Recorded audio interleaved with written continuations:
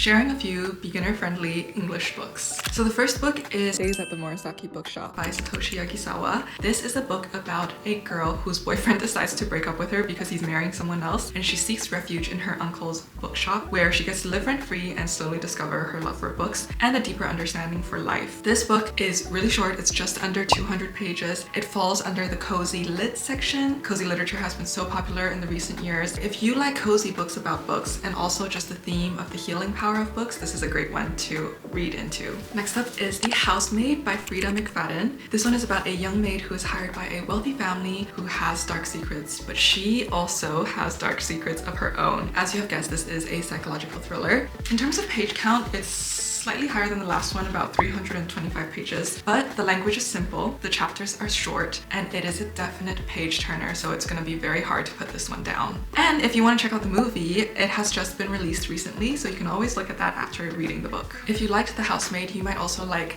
Never Lie by Freida McFadden as well. This book is a story about a couple who gets trapped in a remote house during a snowstorm and uncover dark secrets left behind by the previous owner. So once again, psychological thriller. If you are into mystery, plot twists, Freida McFadden's books are a go-to. And as for the page count, this is just under 300 pages. You won't even realize. You'll just like breeze through and be like, wow, I just read almost 300 pages of an English book. Next up, we have Convenience Store Woman by Sayaka Murata. I read this book in the peak of COVID. I think it is also cozy lit. It's a short and quiet novel about a woman who feels most comfortable working in a convenience store and living by its rules. And it's once again based in Tokyo. If you love the coziness and the vibes of a 7-Eleven in Japan, then you are probably gonna enjoy this book. It's about 160 something pages. And of course, I have to recommend Hunger Games by Suzanne.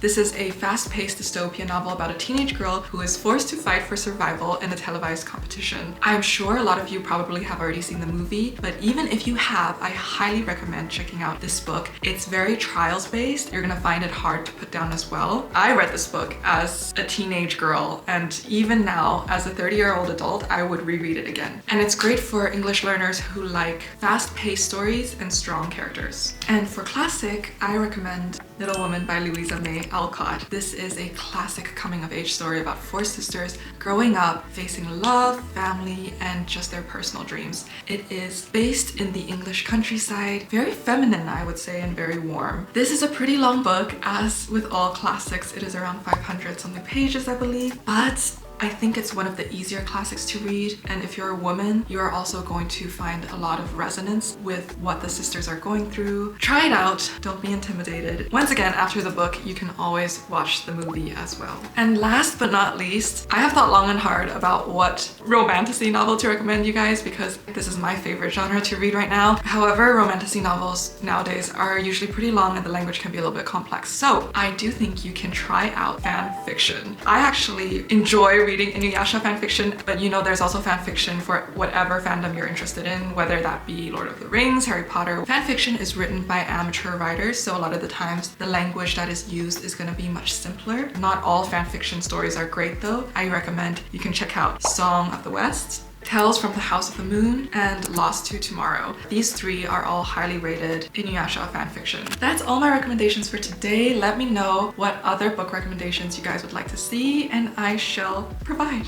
See you guys in the next one!